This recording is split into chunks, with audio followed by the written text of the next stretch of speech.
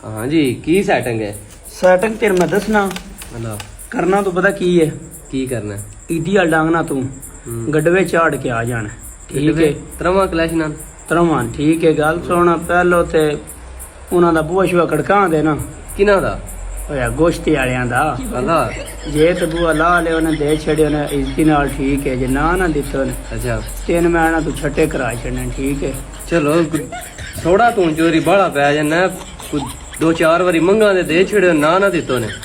बूहे शुए उड़ा छड़ा दे ਸੋੜਾ ਮੈਂ ਕੀ ਪਾਉਣਾ ਹੁਣ ਇਤਨੀ ਸਾਰੀ ਤੁਹਾਰੀ ਕੀ ਬੂਹੇ ਤੇ ਖੜਿਆ ਰਹਿ ਅਗਾ ਅਗਾ ਮਤਲਬ ਲੇਲੇ ਦਾ ਗੋਸ਼ਤ ਤੈਨੂੰ ਪਤਾ ਹੈਗਾ ਫਰਿੱਜਾਂ ਵਿੱਚ ਇਹ ਤੂੰ ਅੰਦਰ ਜਿਵੇਂ ਸਬਾਬ ਦਾ ਕੰਮ ਹੈ। हाँ ये तो गल है हुन दुआ कर बिजली रही रवे इदी वाले दिहाड़े नहीं तो वाम दा गोश्त खराब हो जाने ਮੈਂ ਨਾ ਖਰਾਬ ਹੀ ਹੋ ਜਾਣਾ ਨਹੀਂ ਐਸਾ ਕੁਰਾਨ ਦਿੱਤਾ ਤਾਂ ਨਾ ਤੂੰ ਹੁਣ ਜੇ ਇਹ ਨਾ ਵੇ ਗੱਡਵੇ ਮੁੜ ਮੈਂ ਚਾਲ ਟੁੱਟ ਜਾ ना ना मज्जां लाउण नहीं ਮੱਝਾਂ जांदे ਆਪਣੀਆਂ हुण ਪਹਿਲੇ ਲੈ ਕੇ ਉਹਨਾਂ ਨੂੰ ਚਾਚੇ ਦਿਆ ਕੋਨੂੰ ਲੇਲਾ ਬੱਕਰੀ ਐਸ ਵਾਰੀ ਲਈ